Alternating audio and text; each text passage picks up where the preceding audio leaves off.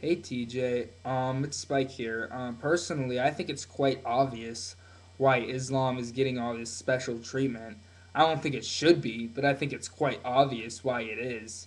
I mean, if you actually take a look at today's society, Islam is what they claim to be growing a lot, and they claim to really be spreading. So it's a new movement, and not very new movement, but it's a movement in itself, just like Christianity was. And they're in a similar place as the Christians were when we had the Crusades. Obviously, it's wrong. Obviously, it's not something that should be happening, but it's something that is happening. And in one way, it's been demonized by America, but in another way, there actually is a lot of evil within Islam. And I think the problem is all these misconceptions.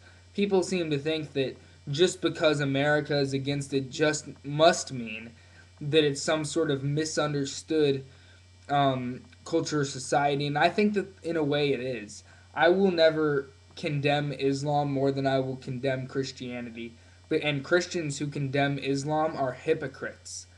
That being said, there is a lot of evil in both religions. And to speak out against something, regardless of religious beliefs, to speak out against something like a jihad, to speak out against something like women and the treatment of women in Islam, or the treatment of women in even in early Christianity, because yes, there is patriarchy in Christianity. Take a look at the Catholic Church. Thank you very much.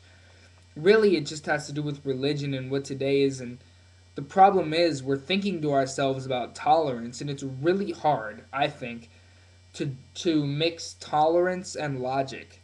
To be tolerant of other people's views and beliefs is important. I agree. But also, we can't just let people get away with horrific acts in the name of tolerance. And the problem is these people, Google, etc., is just obviously trying to attempt to be tolerant. And you know, every time somebody attempts to be tolerant against a discriminated against group, of course they have to reverse it. Of course they have to give them special treatment, because equality is never enough for a group that's been discriminated against recently. It's always got to be special treatment for a little bit. And yes, that is me being sarcastic on the subject of special treatment and how it shouldn't be happening. So I think it's quite clear why Islam is getting special protection is because of its name in the media has kind of been along the lines of it has all these evil things being said about it, and because a couple of them are unfair, now we have to automatically protect Islam for the simple reason that there is some racism and discrimination going against people, but for the reason that they of their religious beliefs or of their creed. And because people are being judged by the simple fact that they are Muslim unfairly, very much unfairly, that automatically means that we have to protect Islam as it's actually good. And the fact is, I'm sorry, but in general, Islam is definitely not a good thing. Neither is Christianity. That's not to say there aren't good people that are Muslim. That's not to say that people can't get something good out of the Quran. But overall, Islam is just another set of religious beliefs that closes people's mind, which, if you ask me, I think the most important thing is not somebody's religious beliefs. The most important thing to me, I would have to take some sort of Unitarian philosophy, honestly, and say something along the lines of deeds, not creeds. Because if someone's stupid enough that they have to